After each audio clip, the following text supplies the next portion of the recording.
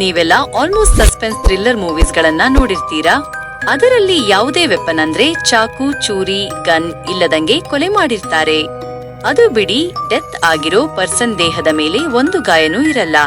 ಇವೆಲ್ಲ ಫಿಕ್ಷನ್ ಸ್ಟೋರಿನ ಅಥವಾ ನಿಜವಾಗ್ಲೂ ರಿಯಲ್ ಆಗಿ ಆಗುತ್ತಾ? ಇದರ ಬಗ್ಗೆ ಸೈನ್ಸ್ ಏನು ಹೇಳುತ್ತೆ ಅನ್ನೋದನ್ನ ಈ ವಿಡಿಯೋದಲ್ಲಿ ನಾವು ಮಾತಾಡೋಣ. ಕೆಲವೊಂದು ಕೆಮಿಕಲ್ಸ್ಗಳು ಇದಾವೆ, ಅದನ್ನೇ ಯೂಸ್ ಮಾಡ್ಕೊಂಡು ಈ ಕ್ರಿಮಿನಲ್ಸ್ಗಳು ಕ್ರೈಮ್ ಮಾಡೋದು. ಅದು ಹೇಗೆ ಸಾಧ್ಯ? ಯಾವುದು ಆ ಕೆಮಿಕಲ್ಸ್ಗಳು ಅಂತ ಎಂಡಿಂಗ್ ನಲ್ಲಿ ಹೇಳ್ತೀನಿ. ಈಗ ಆ ಕೆಮಿಕಲ್ಸ್ಗಳು ಹೇಗೆ ವರ್ಕ್ ಆಗುತ್ತೆ, ಪೊಲೀಸ್ ಅದನ್ನ ಯಾಕೆ ಐಡೆಂಟಿಫೈ ಮಾಡೋಕೆ ಆಗಲ್ಲ ಅಂತ ಹೇಳ್ತೀನಿ ಕೇಳಿ. ಅದಕ್ಕಿಂತ ಮೊದಲು ನೀವು ಕೆಮಿಕಲ್ ರಿಯಾಕ್ಷನ್ ಅಂದ್ರೆ ಏನು ಅಂತ ತಿಳ್ಕೊಳ್ಳಿ. ಐನೋ ನಿಮ್ಮಲ್ಲಿ SSLC ಪಾಸ್ ಆಗಿರೋರಿಗೆ ಆಲ್ರೆಡಿ ಗೊತ್ತಿರುತ್ತೆ, ಅಂದ್ರೂ ಯಾರಿಗೆ ಗೊತ್ತಿಲ್ವೋ ಅವರಿಗೆ ಹೇಳ್ತೀನಿ ಕೇಳಿ. ಬೇಸಿಕಲಿ ಈ ಕೆಮಿಕಲ್ ರಿಯಾಕ್ಷನ್ ಅಂದ್ರೆ ನಮ್ಮ ಸುತ್ತಮುತ್ತ ಯಾವುದಾದ್ರೂ ಒಂದು ವಸ್ತು ತನ್ನ ಮೊದಲಿನ ಗುಣಲಕ್ಷಣಗಳನ್ನ ಕಳೆದುಕೊಂಡು ಹೊಸ ಗುಣ ಇರೋ ವಸ್ತುವಾಗಿ ಬದಲಾದ್ರೆ ಅದನ್ನೇ ಕೆಮಿಕಲ್ ರಿಯಾಕ್ಷನ್ ಅಂತಾರೆ. ಅರ್ಥ ಆಗ್ಲಿಲ್ವಾ? ವಿರಾಟ್ ಕೊಹ್ಲಿ ಮನೆಯ ಗೇಟ್ಗೆ ಪೇಂಟ್ ಮಾಡಿಸದೆ ಹಾಗೆ ಬಿಟ್ರೆ ಕ್ರಮೇಣ ಅದು ಗಾಳಿ ಜೊತೆ ಮಿಕ್ಸ್ ಆಗಿ ಸ್ವಲ್ಪ ನೀರು ಅದರ ಮೇಲೆ ಬಿದ್ದಾಗ ಅದು ಕಲರ್ ಚೇಂಜ್ ಆಗಿ ಒಂದು ಹೊಸ ಪ್ರಾಡಕ್ಟ್ ನ ಜನರೇಟ್ ಮಾಡುತ್ತೆ. ಅದೇ ತುಕ್ಕು ಹಿಡಿಯೋದು ಅಂತಾರಲ್ಲ, ಇದನ್ನೇ ಕೆಮಿಕಲ್ ರಿಯಾಕ್ಷನ್ ಅಂತಾರೆ. ನೋಡಿ, ಕೆಮಿಕಲ್ ರಿಯಾಕ್ಷನ್ ಆದ್ಮೇಲೆ ಇದರಲ್ಲಿ ಏನು ಬದಲಾವಣೆ ಆಗುತ್ತೆ ಅಂತ ನಿಮಗೆ ಅನ್ನಿಸಬಹುದು. ನೋಡಿ, 1 ಬಣ್ಣ ಚೇಂಜ್ ಆಗುತ್ತೆ, 2 ವಾಸನೆ ಕೂಡ ಚೇಂಜ್ ಆಗುತ್ತೆ, 3 ಇದರ ಟೆಂಪರೇಚರ್ ಚೇಂಜ್ ಆಗುತ್ತೆ, 4 ಫೈನಲಿ ಗ್ಯಾಸ್ ಕೂಡ ರಿಲೀಸ್ ಆಗುತ್ತೆ, 5 ಇಷ್ಟೆಲ್ಲ ಆದ ಮೇಲೆ ಒಂದು ಹೊಸ ಪ್ರಾಡಕ್ಟ್ ಹುಟ್ಟುತ್ತೆ.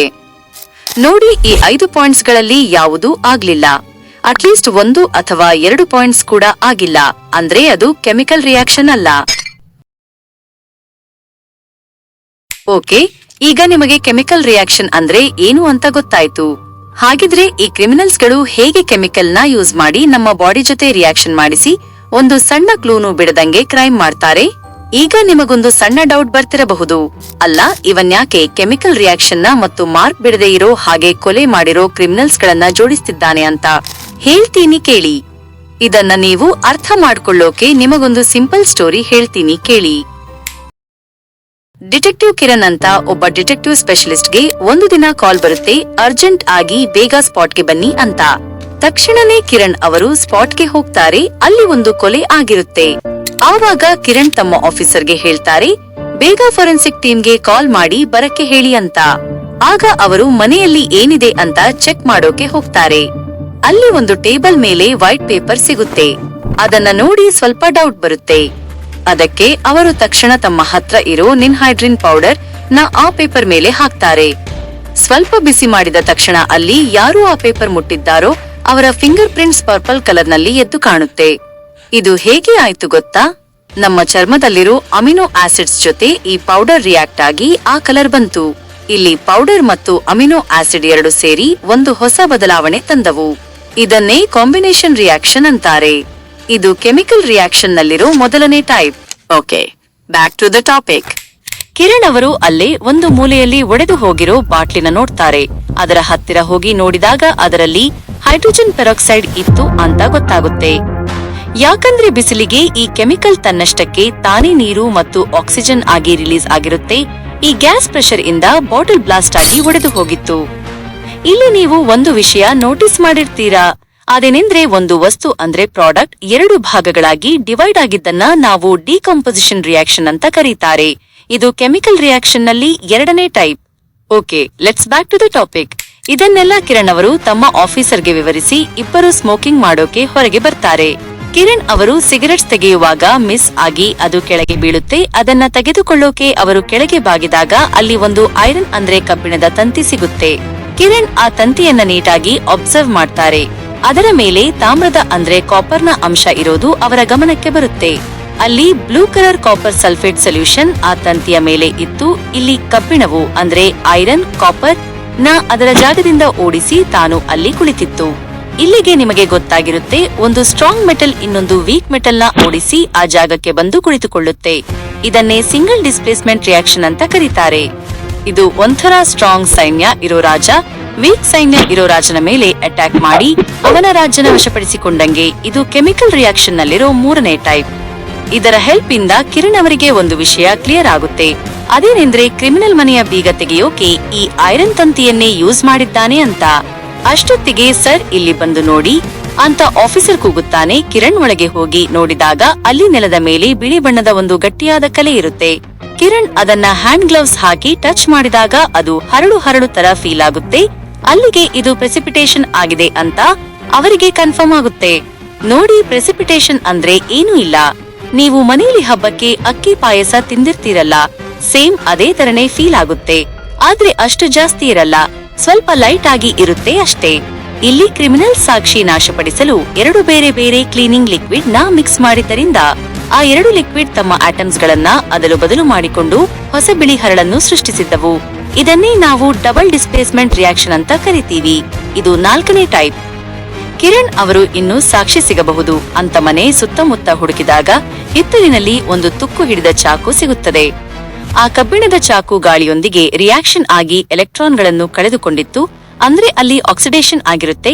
ಇದನ್ನೇ ನಾವು ರೆಡಾಕ್ಸ್ ರಿಯಾಕ್ಷನ್ ಅಂತ ಕರಿತೀವಿ ಮತ್ತು ಇದು ಈ ಸರಣಿಯ ಕೊನೆಯ ಟೈಪ್. ಚಾಕುವಿನ ಮೇಲಿರೋ DNA ಟೆಸ್ಟ್ ಮಾಡಿಸಿದ್ರೆ ಅಪರಾಧಿ ಯಾರು ಅಂತ ಗೊತ್ತಾಗುತ್ತೆ ಅಂತ ಕಿರಣ್ ಅವರು ಆಫೀಸರ್ಗೆ ಹೇಳಿ ಅದನ್ನ ಟೇಬಲ್ ಮೇಲೆ ಇಡಿಸ್ತಾರೆ. ನಂತರ ಹೊರಗೆ ಬಂದು ಸ್ಮೋಕ್ ಮಾಡ್ತಾ ಇಷ್ಟೆಲ್ಲ ಪ್ಲಾನ್ ಮಾಡಿರೋ ಕ್ರಿಮಿನಲ್ ಈ ಚಾಕುವನ್ನ ಯಾಕೆ ಹಿತ್ತಲಿನಲ್ಲಿ ಬಿಟ್ಟ ಅಂತ ಕಿರಣ್ ಅವರು ಯೋಚನೆ ಮಾಡ್ತಿರ್ತಾರೆ. ಅಷ್ಟರಲ್ಲಿ ಫಾರೆನ್ಸಿಕ್ ಟೀಮ್ ಬರುತ್ತೆ. ಕಿರಣ್ ಅವರು ತಮ್ಮ ಆಫೀಸರ್ಗೆ ಹೇಳಿ ಅವರನ್ನ ಎವಿಡೆನ್ಸ್ ಚೆಕ್ ಮಾಡೋಕೆ ಒಳಗೆ ಕಳಿಸ್ತಾರೆ. ಆದ್ರೆ ಆಫೀಸರ್ ಮತ್ತು ಟೀಮ್ ಒಳಗೆ ಹೋದಾಗ ಅಲ್ಲಿ ಯಾವುದೇ ಎವಿಡೆನ್ಸ್ ಇರಲ್ಲ, ಬರೀ ಬಾಡಿ ಮಾತ್ರ ಇರುತ್ತೆ. ಕಿರಣ್ ಅವರು ಗಾಬರಿಯಿಂದ ಒಳಗೆ ಹೋಗಿ ನೋಡಿದಾಗ ಅಲ್ಲಿ ಏನೂ ಇರಲ್ಲ.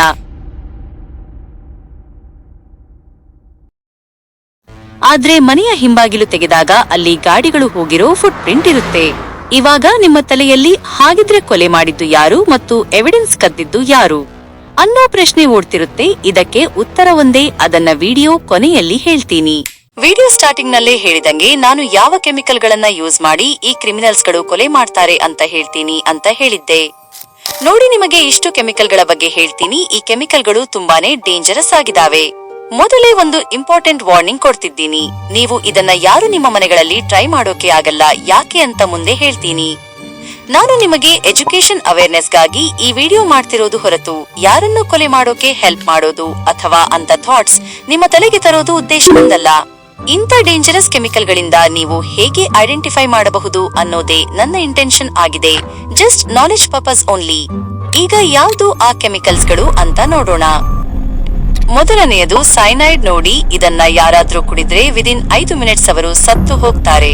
ಇದು ಅವರ ಬ್ಲಡ್ ಸ್ಟ್ರೀಮ್ಗೆ ಹೋಗಿ ಅಲ್ಲಿರೋ ಸೆಲ್ಸ್ಗೆ ಆಕ್ಸಿಜನ್ ಸಿಗದ ಹಾಗೆ ಮಾಡುತ್ತೆ.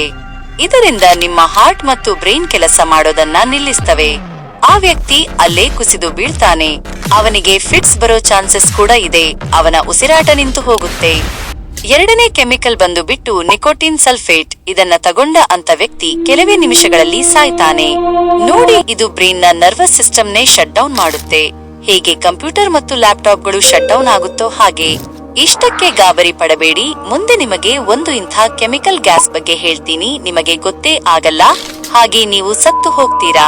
Okay, let's back to nicotine sulphate. Concentrated nicotine. ಇದರಿಂದ ಆ ವ್ಯಕ್ತಿಯ ಲಂಗ್ಸ್ ನ ಮಸಲ್ಸ್ ಗಳು ಪ್ಯಾರಾಲಿಸಿಸ್ ಆಗ್ತಾವೆ. ವಿಪರೀತ ಸ್ವೆಟ್ ಆಗಿ ತಲೆಯೆಲ್ಲಾ ತಿರುಗುತ್ತೆ ಮತ್ತು ಫೈನಲಿ ಅವನು ಉಸಿರಾಡೋದೇ ನಿಲ್ಲಿಸ್ತಾನೆ. ಇನ್ನು ಮೂರನೇ ಕೆಮಿಕಲ್ ಕಡೆ ಬಂದ್ರೆ ಇದು ಹೈಡ್ರೋಫ್ಲಾರಿಕ್ ಆಸಿಡ್. ಇದು ತುಂಬಾ ಡೇಂಜರಸ್ ಕೆಮಿಕಲ್. ಯಾಕಂದ್ರೆ ಇದು ಚರ್ಮದ ಮೇಲೆ ಬಿದ್ದರೂ ಅಥವಾ ಇದನ್ನ ಸೇವಿಸಿದರೂ ತಕ್ಷಣ ಸಡನ್ ಕಾರ್ಡಿಯಾಕ್ ಅರೆಸ್ಟ್ ಆಗುತ್ತೆ. ನೋಡಿ, ಇದು ಬ್ಲಡ್ ಅಲ್ಲಿ ಇರೋ ಕ್ಯಾಲ್ಸಿಯಂನ ಕಂಪ್ಲೀಟ್ ಆಗಿ ಹೀರಿಕೊಳ್ಳುತ್ತೆ. ನೋಡಿ, ನಿಮಗೆ ಗೊತ್ತೇ ಇರುತ್ತೆ, ಕ್ಯಾಲ್ಸಿಯಂ ಇಲ್ಲದೆ ಹಾರ್ಟ್ ಬೀಟ್ ನಡೆಯೋಕೆ ಸಾಧ್ಯ ಇಲ್ಲ.